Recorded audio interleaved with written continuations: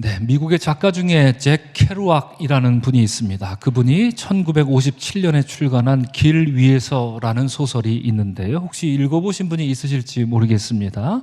이 소설은요, 내용 안에 셀과 그리고 딘이라는 젊은 두 주인공이 미국 동쪽으로부터 서쪽으로 LA까지 이렇게 히치하이킹 하면서 여행을 다니며 일어나는 에피소드, 즉 방랑 이야기가 바로 이 소설의 내용을 이루고 있습니다. 이 소설에 나오는 아주 기상천외한 그 에피소드, 정말 어떻게 이런 일이 일어났을까 싶을 정도로 정말 기상천외한 그런 에피소드들이 많기 때문에 이 책은 출간되자마자 전설이 됩니다. 그래서 많은 젊은이들에게, 특별히 20대 젊은이들에게 영향을 끼쳤습니다. 그래서 1960년대에 당시 미국과 유럽의 젊은이들은, 그리고 한국도 마찬가지였는데요, 이 책의 주인공처럼 배낭 하나 둘러매고 무작정 방랑의 길을 떠나고자 했습니다. 그리고 고리타분하게 그동안 입고 있었던 기지바지 뭐 이런 거 다 벗어 던지고 이제 어떤 청바지가 유행하기 시작했는데, 어떤 청바지일까요? 리바이스 청바지가 날개 돋친 듯 팔렸던 것도 사실 이 소설 길 위에서라는 소설 때문이다, 이렇게 말해도 사실 과언이 아닐 정도였습니다. 이 소설이 말하는 인생이란 무작정 떠나는 방랑을 의미합니다. 인생은 나그네로 사는 것이다. 이 소설이 그렇게 규정하고 있지는 않지만 사는 모습을 그렇게 보여줍니다. 그때그때 상황이 주어지면 주어지는 대로, 발길 닿는 대로 자유롭게 사는 것이 인생이다, 이렇게 한 시대를 풍미했던 소설이었습니다. 여러분, 우리가 믿는 성경도 인생은 나그네 같다, 이렇게 말하고 있죠. 베드로전서는 말하기를 여러분은 나그네와 거류민 같은 사람들입니다, 이렇게 직설적으로 나그네다, 거류입니다, 그렇게 말합니다. Resident Alien, 영어로는 그렇게 표현하는데요, 이 땅에 살고 있지만 너는 외계인이야, 뭐 이런 뜻이죠. 하지만 성경이 말하는 나그네로서의 인생은 앞서 제가 소개했던 그 소설이 말하는 방황하는 인생 혹은 방랑하는 인생을 뜻하지는 않습니다. 인생을 살다 보면 누구나 잠시 방황할 수 있죠. 방랑할 수 있습니다. 그것은 성숙한 인간이 되기 위한 과정이기 때문에 어쩌면 꼭 필요하다, 이렇게 말할 수도 있지만 늘 그렇게 사는 것을 참된 인생이다, 인생은 원래 그런 거야, 이렇게 말할 수는 없지 않겠습니까? 그래서 사도 바울은 그리스도인의 정체성에 대해서 오직 우리의 시민권은 하늘에 있습니다, 이렇게 힘주어서 못 박아 말합니다. 그리스도인은 땅에 살지만 하늘에 속한 자로서 살아야 합니다, 이렇게 힘주어 말한 것이지요. 세상에 살지만 세상에 얽매여서는 안 됩니다. 하나님 나라의 소망과 목적을 두고 사는 나그네, 그런 의미로 나그네로 사는 것, 그것이 성경이 말하는 그리스도인의 모습이다, 우리가 이렇게 이해할 수 있을 것입니다. 이런 점에서 하나님 말씀을 붙잡고 나그네 중에 나그네로 살았던 사람이 성경에 나옵니다. 나그네의 원조다라고 말하면 당연히 이 사람을 우리가 꼽을 수 있을 텐데요, 그가 누구일까요? 우리는 주저하지 않고 그의 이름을 아브라함, 이렇게 꼽을 수 있을 것입니다. 그는 창세기 12장에 처음 등장할 때부터 나그네였습니다. 하나님으로부터 너는 고향과 친척과 아버지의 집을 떠나 내가 내게 보여줄 땅으로 가라, 너는 복이 될지다, 이렇게 가라는 명령과 복이 될 것이다라는 이 축복의 말씀을 듣고, 이 위대한 언약의 말씀을 듣고 받는 즉시 믿었고, 그는 하나님의 백성이 바로 그 즉시로 되었으며 곧바로 하나님이 지시한 땅으로 떠난 위대한 나그네, 바로 아브라함이었습니다. 그러므로 아브라함은 하나님의 약속을 향해 떠난 언약의 나그네다, 이렇게 말할 수 있고요. 이런 점에서 저는 오늘 본문 말씀에 나오는 아브라함의 모습을 통해서 나그네된 언약 백성을 도우시는 하나님이라는 제목으로 여러분과 은혜를 나누고자 합니다. 여러분, 오늘 말씀을 통해서, 오늘 말씀이 좀 쉽지는 않습니다. 우리 이 목사님 읽어주셨지만 지명, 사람 이름, 이게 처음 듣고 낯설고 읽기조차 어려운 사람들 이름 투성이라 좀 어렵습니다만, 오늘 말씀을 통해서 비록 우리가 나그네와 같은 인생을 살고 있다 할지라도 반드시 저는 이 단어를 여러분께 오늘 강조하고자 합니다. 반드시 우리를 도우시는 하나님, 그 하나님을 오늘 말씀을 통해서 한 분도 빠짐없이 만나고 돌아갈 수 있기를 주님의 이름으로 간절히 축원합니다. 아멘. 그렇습니다. 아브라함은 하나님의 언약 백성으로 살았던 나그네였습니다. 그냥 나그네가 아닙니다. 이 케루아게 소설에 나오는 그런 떠돌이 방랑자가 아니었습니다. 언약 백성으로 살았던 나그네였습니다. 하지만 그가 처음부터 완벽한 하나님의 언약 백성은 아닙니다. 사실 나그네로서의 그의 행보는 좌충우돌하는 일들이 많았습니다. 처음에 그는 하나님 명령에 복종하여서 곧바로 하나님이 지시한 땅 가나안으로 갔지요. 거기서 아브라함은 여호와 하나님의 이름을 부르며 제단을 쌓았다, 예배를 드렸다, 이렇게 말할 만큼 아주 처음에 훌륭한 하나님의 백성이었음에 분명합니다. 시작은 너무나도 좋았던 것이지요. 하지만 여러분, 창세기 12장 9절 말씀을 보면 그런 삶도 잠시, 아브라함은 그 땅이 기근으로 인해 먹고 살 길이 막막해지자 성경은 말합니다. 그가 점점 남방으로 옮겨갔더라. 네게브 사막 지역으로 점점 남쪽으로 내려갔습니다. 여러분, 하나님이 아브라함에게 너는 남쪽으로 내려가라 이렇게 명령하셨습니까? 아닙니다. 그런 말씀 안 하셨습니다. 너는 내가 지시한 땅으로 가라. 그래서 가나안에 갔으면 거기서 굶어 죽더라도 사는 것이 언약 백성의 삶이었으나 그 명령까지는 들었죠. 달콤했을 것입니다. 그러나 기근이 들었습니다. 먹을 게 없고 궁핍합니다. 그러자 그는 하나님의 명령이 아니라 자기 결정을 따르기 시작합니다. 남쪽으로 가자. 어쨌든 살긴 살아야 될 것 아니냐 이랬던 것입니다. 잠시 잠깐 하나님의 언약을 잊고 남쪽으로 풍요와 안정의 땅을 찾아 내려갔던 것입니다. 여러분, 가나안 땅에서 남쪽으로 내려가면 어느 나라를 만나게 됩니까? 당대 풍요, 세계 최일의 풍요의 땅으로 유명했던 이집트를 만나게 되지요.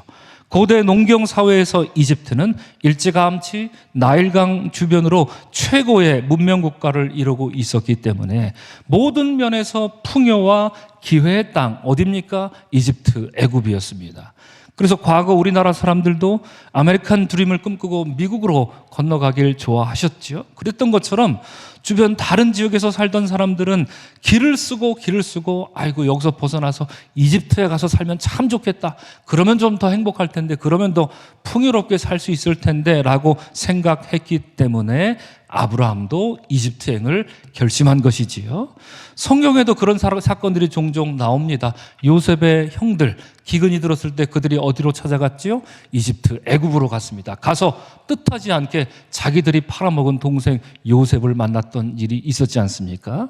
또 신약 성경에서 우리가 믿는 우리 주님 예수님도 어렸을 때, 베이비였을 때 애굽 땅에서 얼마 동안 살다가 온 적이 있습니다.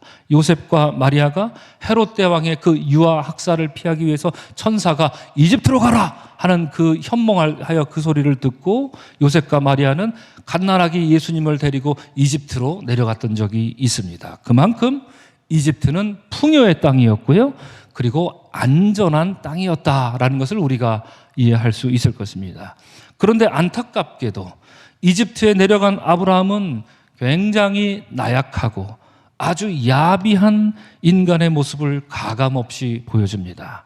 차라리 안일감만 못한 것 같은 그런 아브라함의 모습을 우리가 이집트에서 보게 되는 것이죠. 아브라함은 자기 목숨 보존하기 위해서 자기 아내 사레를 누이라 이렇게 속이고 아내를 바로에게 넘깁니다. 그래서 성경은 이렇게 말하죠. 애굽 사람이 그대를 볼 때 이르기를 이는 그의 아내라 하여 나는 죽이고 그대는 살리리니 원하건대 그대는 나의 누이라 하라. 그러면 내가 그대로 말미암아 안전하고 내 목숨이 그대로 말미암아 보존되리라. 여러분, 제가 이렇게 읽고 이는 살아계신 하나님의 말씀입니다. 그럼 여러분 아멘 하시렵니까? 어떠시렵니까? 이 얼마나 형편없는 남편의 모습입니까? 이 얼마나 치졸한 인간의 모습입니까? 만약에 제가 이 이야기를 제 아내한테 얘기했다면 저는 바로한테 죽기 전에 제 아내한테 맞아 죽었을지도 모릅니다. 그러나 이것은 아브라함이 단지 남편으로서 무책임했다, 뭐 이런 얘기를 우리에게 들려주는 얘기가 아닙니다. 착각하시면 안 되죠. 여러분, 아곱의 형 에서가 팥죽 한 그릇에 장자권을 팔아먹었습니다. 이건 뭘 말할까요?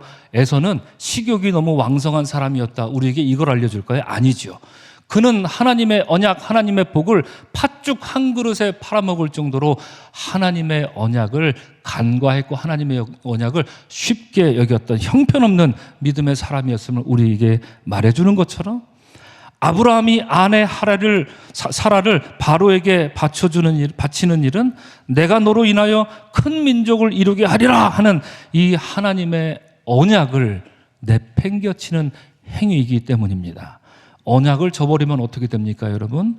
언약을 저버리면 아브라함은 더 이상 언약 백성이 아닙니다.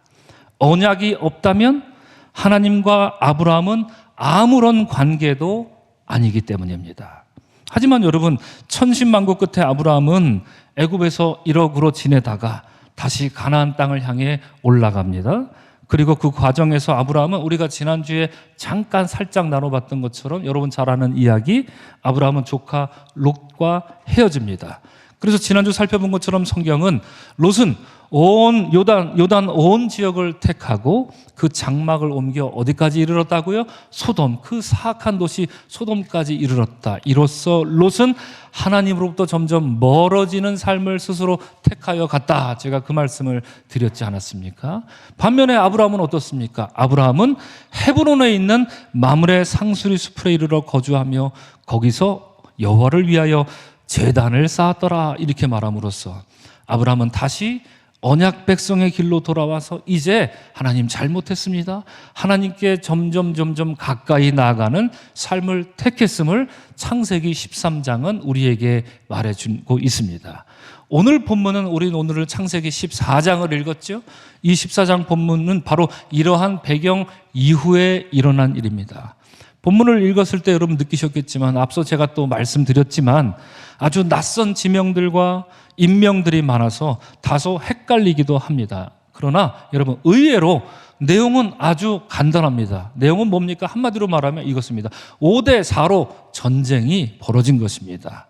정리해서 말씀드리면 힘이 약했던 5개의 나라 연합군이 힘이 너무나도 셌던 4개의 나라 연합군과 전쟁을 벌인 사건이 창세기 14장에 나옵니다. 즉 오늘 본문은 성경이 말하는 성경 최초의 연합 전쟁을 의미합니다. 그래서 오늘 읽지는 않았지만 여러분 창세기 14장 4절 말씀에 보면 이렇게 되어 있습니다. 이들 곧 5개 나라가 12년 동안 그돌라오메를 섬기다가 제13년에 배반한지라, 이렇게 말하는 것처럼 처음에 이 5개 나라들은 12년 동안 그 엘람 지역에 있던 그돌라오멜이라고 하는 왕에게 조공을 바치었던 것입니다. 12년 동안. 그러다가 13년째 되자 더는 못해 먹겠다. 야, 이러다 우리 다 굶어 죽겠다. 더는 조공을 바치지 않겠다 하면서 조공을 거부했던 것입니다. 그래서 오늘 본문 8절과 9절을 보면 한쪽 연합군들의 이름이 쭉 나오는데 어떻습니까? 소돔왕, 고모라왕, 아드마왕, 스보임왕, 벨라왕, 이렇게 5 나라가 연합군을 이루고요. 여러분 이게 어딘지 이름이 너무 낯설다 걱정하지 마십시오. 여러분 외우지 않으셔도 됩니다. 다른 한편은 어떻습니까? 엘람왕 그돌라오멜, 고임왕 디달, 시날왕 아므라벨, 엘라살왕 아리옥, 이렇게 4 나라가 연합군으로 동맹을 맺습니다. 총 9개 나라가 오늘 본문 창세기 14장에 나오는데 몇몇을 제외하고는 도대체 이 지명이 어디를 뜻하는 거지? 도대체 이 사람이 누굴 말하는 거지? 아직까지 우리가 잘 알지 못합니다. 학자들도 알지를 못하는 경우입니다. 그래서 여러분 먼저 5 나라의 이름을 한번 볼까요? 화면에도 나와 있지만 어떻습니까? 우리 다 같이 한번 읽어보겠습니다. 시작. 소돔, 고모라, 아드마, 스보인, 벨라, 그리고 소알. 여러분 이 중에 여러분에게 좀 익숙한 곳은 어디입니까? 아는 지명 한번 말씀해 보십시오. 소돔, 고모라, 그리고 소알. 노란색으로 되어 있으니까 대답하신 겁니까? 소알은 어떤 곳입니까? 롯이, 소돔과 고모라가 이제 하나님 심판받을 때 롯이 도망쳤던 곳이 바로 소알 땅입니다. 이게 다 어디 있는 거죠, 여러분? 다 사해바다 이렇게 오른편에 다 있습니다. 다 거기에 있는 그런 도시들을 의미합니다. 그러니까 이제 우리는 아드마, 스보임 이 지역은 잊어버리십시오. 저도 모릅니다. 어디 있는지 성경 지명상으로 나와 있지도 않습니다. 자, 반면에 다른 4개 나라 이름 한번 보겠습니다. 어떤 이름들입니까? 다 같이 한번 읽어보겠습니다. 시작. 엘람, 고임, 시날, 엘라살. 여러분 많이 들어본 지명은 어디입니까? 신할입니다. 신할은 어떤 곳이었습니까? 창세기 11장 2절 말씀 보면 우리가 잘 아는 노아의 세 아들 셈, 함, 야벳 중에 문제의 그 함의 후예들이 이렇게 말하죠. 동방으로 옮기다가 신할 평지를 만나 거기 거류하였더라. 이렇게 말하는 바로 그 신할이 여기에 신할입니다. 그래서 여기에 함의 후예들이 거주하여서 도시를 만들죠. 도시를 만들고 탑을 쌓습니다. 그 탑이 뭔가요? 바벨탑입니다. 그렇습니다. 바벨탑이 있는 곳, 바로 그곳이 어디입니까? 신할이라고 하는 것입니다. 그러므로 신할은 어디에 있는 것입니까? 이 가나안 땅에 있나요? 아닙니다. 북쪽의 메소포타미아 문명 한가운데 바벨이라고 하는 도시 그 어딘가에 있겠죠. 바로 그 지역을 뜻하는 곳이 신할입니다. 그러므로 여러분 우리가 쉽게 이해할 수 있습니다. 5개의 조망만한 도시들은 이 사해바다, 이 가나안 오른쪽에 있는 사해바다 있는 그 조망만한 이 도시 5개의 도시의 연맹체고요. 4개의 연맹체는 저 북쪽 무시무시한 메소포타미아 문명, 무시무시한 거대한 도시 문명의 연맹체였습니다. 자, 그러면 5대4로 싸우면 누가 이길까요? 어느 쪽이 이길까요? 북쪽 메소포타미아 문명이 이길까요? 아니면 사해바다 연합체가 이길까요? 당연히 메소포타미아 문명, 이 사람들이 힘이 세겠죠. 그렇습니다. 이 싸움은 그러므로 힘이 약한 사해 지역 5개의 연합군과 힘이 센 메소포타미아 지역 4개의 연합군 간의 싸움입니다. 하지만 비록 무슨 5대4로 쪽수 하나 많다 그래서 이깁니까? 아니죠. 대충 봐도 이 전쟁은 싸움이 되질 않습니다. 북쪽 메소포타미아 지역은 이미 강력한 군사 대국을 이루었지만 당시 사해 지역은 그다지 크게 강성한 나라를 이루지 못했기 때문에 5개가 연합하든 6개가 모여서 연합하든 무슨 10개, 20개가 모여도 사실상 메소포타미아 지역 1개 나라를 당하지 못할 정도로 군사력은 비교가 되지 않는 상황입니다. 이런 이유로 오늘 본문 8절 말씀을 보면 사해 지역에 위치한 힘이 약했던 그 5개 나라 연합군이 먼저 어느 지역에 진을 치고 기다렸다 이렇게 말합니다. 어디라고 말합니까? 성경은 말하기를 그곳을 시딤 골짜기 이렇게 말합니다. 여기에 먼저 가서 우리가 진을 치고 있자 이렇게 했던 거예요. 왜 거기서 진을 치고 있자고 했겠습니까? 왜 평지가 아니라 골짜기에 진을 치고 있는 것입니까? 여러분, 평지에서 이쪽 나라와 저쪽 나라가 전면전으로 싸운다는 것은 무엇을 의미합니까? 군사력이 대등할 때 그렇습니다. 그래서 우리는 비장의 무기가 있지, 이걸 가지고 저놈들 깜짝 놀래키며 우리가 싸울 거야, 이럴 때는 허허 벌판에서 그냥 대등하게 벌판에서 싸움을 합니다. 플레인 전투가 거기서 일어납니다. 그런데 그렇지 않고 상대방을 봤더니 이거 도대체 안 될 것 같아요. 그럴 때는 어떻게 하는 거죠? 기습작전을 벌이는 거죠. 그리고 낮에 합니까? 밤에 합니까? 밤에 기습작전으로 매복하고 있다가 그들이 잘 모르는 그 지형으로 유인해서 들어왔다 그러면 돌을 던지든 뭘 어떻게 하든지 해서 이겨야겠다가 이렇게 생각하는 것이 당연한 것 아니겠습니까? 그러므로 여러분, 이 사해 지역 5개 나라들은 지금 시딤 골짜기에 먼저 진치고 있습니다. 이미 잘 알죠. 그 지형 지물이 어떤지. 게다가 성경은 말하듯이 그곳에 성경이 말하듯이 시딤 골짜기는 역청 구덩이가 많은 곳이다. 이것을 알고 있었기 때문에 이런 것을 잘 활용하기만 하면 어쩌면 우리가 이길지도 몰라. 그러면서 전의를 다잡으면서 시딤 골짜기에 숨어 있었을 것입니다. 하지만 여러분, 저들의 이러한 기대는 여지없이 무너지고 맙니다. 북쪽의 그 무시무시한 그돌라오멜 왕을 비롯한 4개의 나라가 저 멀리로부터 이렇게 쳐들어옵니다. 그러자 소돔과 고모라를 비롯한 이 사해 지역 연합군은 혼비백산합니다. 자기들에게 익숙한 지형 지물을 이용하기 위해서 일부러 시딤 골짜기에 진을 치고 기다렸지만 10절 말씀에 뭐라고 얘기합니까? 소돔 왕과 고모라 왕이 달아날 때 그들이 거기 빠졌다고 얘기합니다. 적들을 물리치고 적들을 거기 빠뜨리게 해서 함정에 빠뜨려서 공격을 하려 했는데 그러기는커녕 자기들이 빠졌다. 성경은 이렇게 말하고 있는 것입니다. 그리고 나머지는 산으로 뿔뿔이 도망쳤다고 말하는 것처럼 오히려 이 역청 구덩이에 빠진 것은 북쪽 연합군이 아니라 사해 지역 연합군이었습니다. 완패했던 것입니다. 이에 북쪽 메소포타미아 연합군은 소돔과 고모라 그 도시 안으로 들어가죠. 그리고 거기서 모든 재물과 양식을 다 약탈합니다. 그런데 문제는 이것이, 이 사건이 오늘 성경에 나오는 이야기는 바로 12절 때문 아닙니까? 12절에 뭐라고 말합니까? 그 땅 소돔에 거주하는 아브라함의 조카 롯도 사로잡았고 그 재물까지도 노략하여 갔다, 성경이 이렇게 말하고 있기 때문에, 이것 때문에 이 사건은 성경에 나오는 것이지요. 이런 전쟁이 발발하고 북쪽에서 밀고 내려오고 사회적 연합군들이 시딤에서 진치고 있다가 전투를 벌이고 전쟁을 하고 이런 상황이었을 때, 여러분, 그러면 바로 그때 아브라함은 뭘 하고 있었을까요? 13절을 우리 다 같이 함께 읽겠습니다. 시작. 도망한 자가 와서 히브리 사람 아브라함에게 알리니 그때 아브라함이 아모리 족속 마므레 상수리 숲풀 근처에 거주하였더라. 마므레는 에스골의 형제요 또 아넬의 형제라.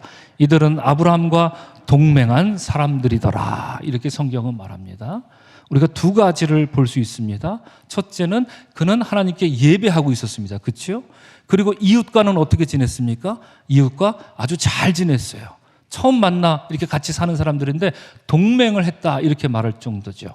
그러니까 우리가 반드시 기억할 것, 여러분, 뒤에 이어서 제가 다시 설명해 드리겠지만, 도망한 자가 와서 아브라함을 뭐라고 부릅니까?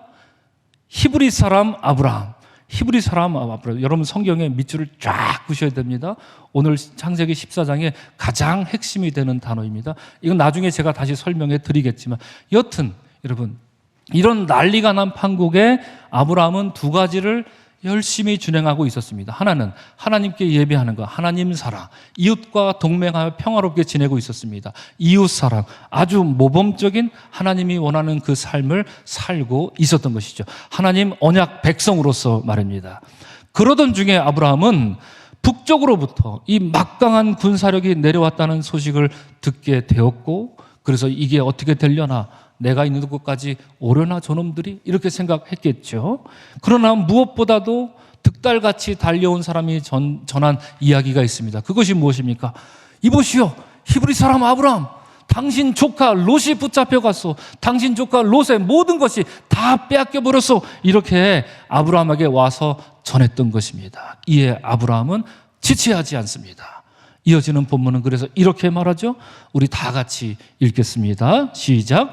아브라함이 그의 조카가 사로잡혔음을 듣고 집에서 길리고 훈련된 자 318명을 거느리고 단까지 쫓아가서 그와 그의 가신들이 나뉘어 밤에 그들을 쳐부수고 다메섹 왼편 호박까지 쫓아가 모든 빼앗겼던 재물과 자기의 조카 롯과 그의 재물과 또 부녀와 친척을 다 찾아왔더라. 이렇게 성경은 말하고 있습니다. 아브라함은 조카를 구하기 위해서 자신의 집에서 길리고 훈련된 자, 굉장히 재밌는 표현입니다.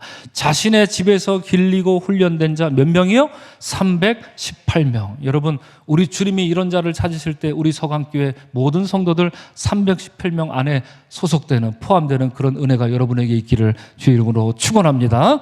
318명을 거느리고 가나안 북쪽에 위치한 단까지 쫓아가서 밤에, 그렇죠, 쪽수는 불리하니까 밤에 기습하여 쳐부수고 단까지 쫓아간 것에서 모자라서 호바라는 곳까지 쫓아가서 조카 롯을 비롯하여 모든 사람과 재물을 다 되찾았다. 성경은 이렇게 말합니다.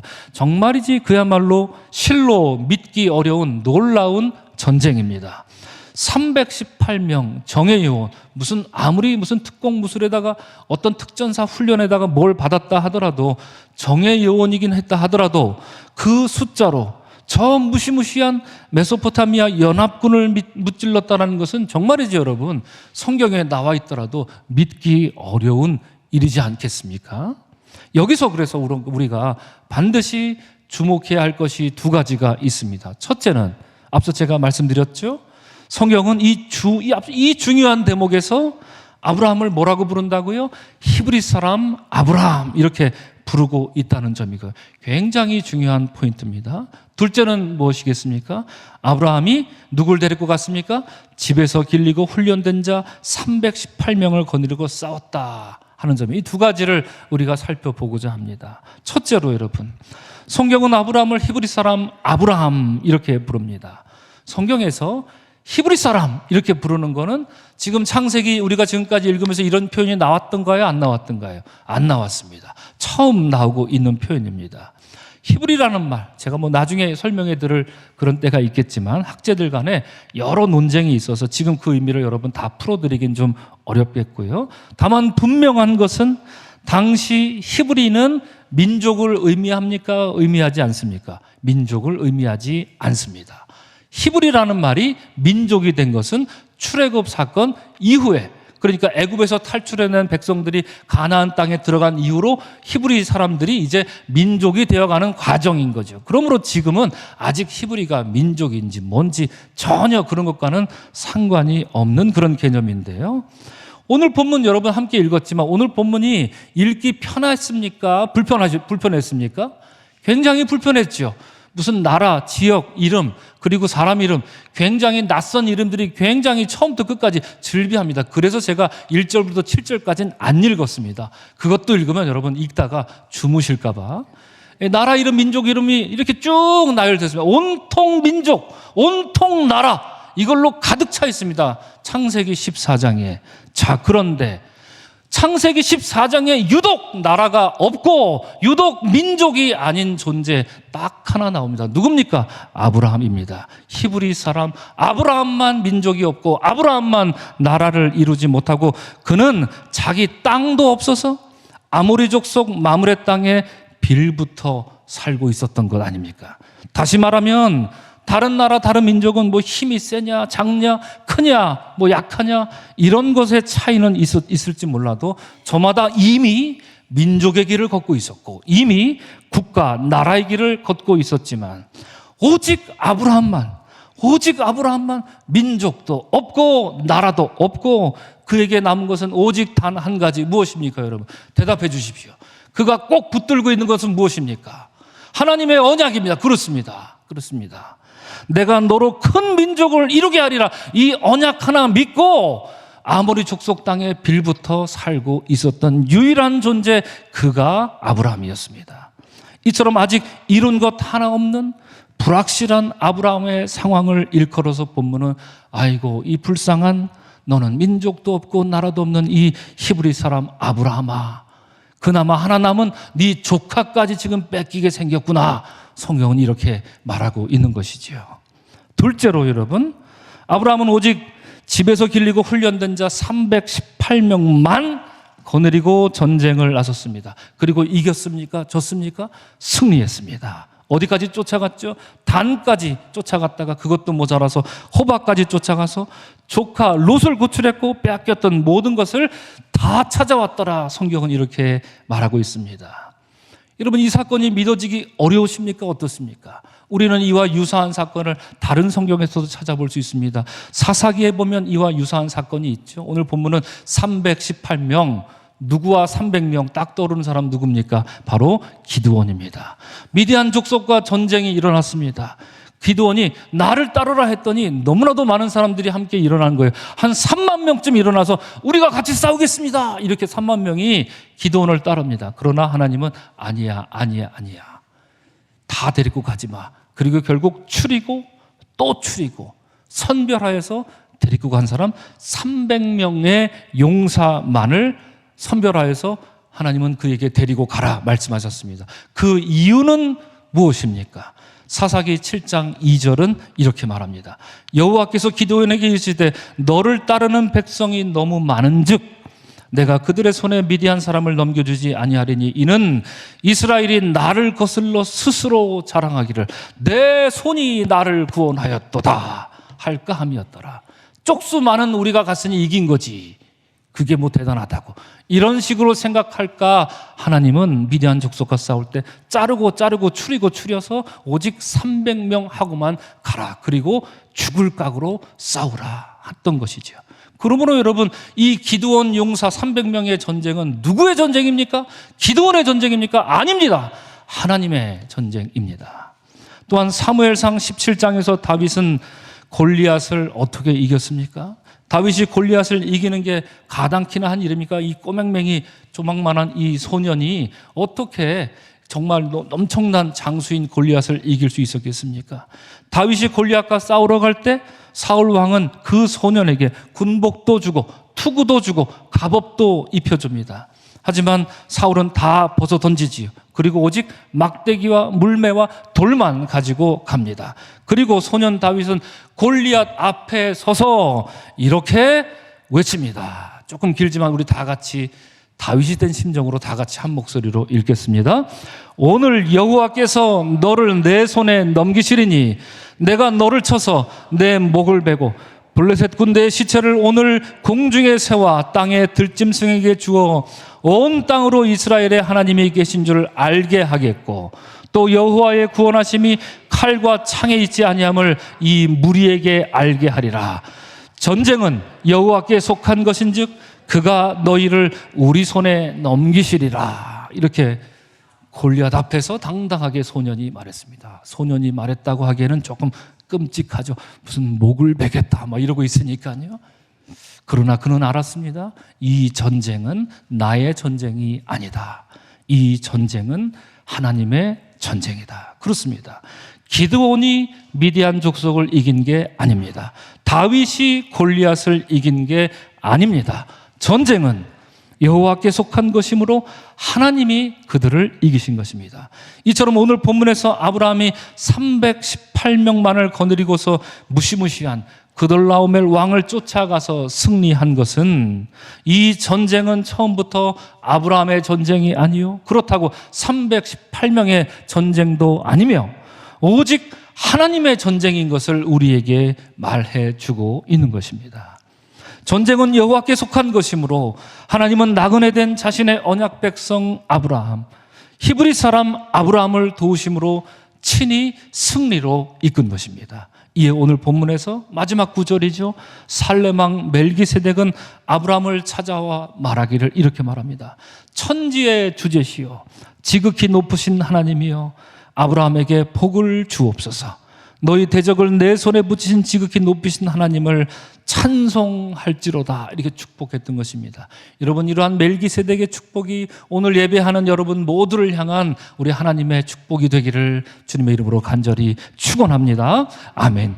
사랑하는 성도 여러분, 오늘 우리는 나그네 된 언약 백성을 도우시는 하나님이라는 제목으로 은혜를 나누었습니다. 비록 아브라함은 민족도 이루지 못했고 나라도 없는 신세였지만 그리하여 아모리 족속 땅에 빌붙어 살던 히브리 사람 나그네 아브라함에 불과했지만 그는 내가 너로 큰 민족을 이루게 하리라 말씀하신 하나님의 언약 하나만을 꼭 붙들고 살았던 하나님의 언약 백성이었던 것을 잊지 말고 기억하시기를 주 이름으로 축원을 드립니다.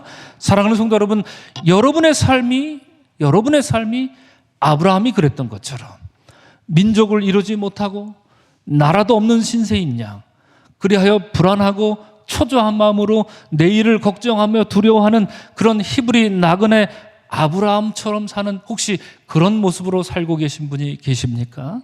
만일 그러하시다면 먼저 하나님은 언약의 하나님이요 나는 그의 언약 백성인 것을 이 시간 선명하게 기억하시고 떳떳하게 기억하시고 당당하게 기억하시고 믿는 여러분들이 되시기를 주님의 이름으로 간절히 축원합니다. 언약의 하나님은 그 언약을 가슴에 품고 사는 당신의 언약 백성을 반드시 도와주심을 믿는 여러분들이 되시기를 주의 이름으로 간절히 축원을 드립니다. 마지막으로 여러분, 미국의 스탠리 하우얼스라는 저명한 신학자가 이런 얘기를 했습니다. 오늘 우리는 이 창세기 14장의 이야기를 왜 읽습니까? 이 신학자가 이렇게 말합니다. 하나님은 인간의 불안과 혼란, 무기력을 어떻게 다루시는가? 여러분 혼란스러우십니까? 여러분 무기력하다 느끼십니까? 무엇을 해야 될지 알지 못한다 그런 생각으로 지금 골똘하고 있으십니까? 그러면 하나님은 그런 여러분들을 위해서 무엇을 하시는가? 이 신학자는 이렇게 말합니다. 하나님은 여러분들에게 이야기를 들려주십니다. 이렇게 말합니다. 그러면 오늘 우리는 어떤 이야기를 들었습니까? 창세기 14장에서요.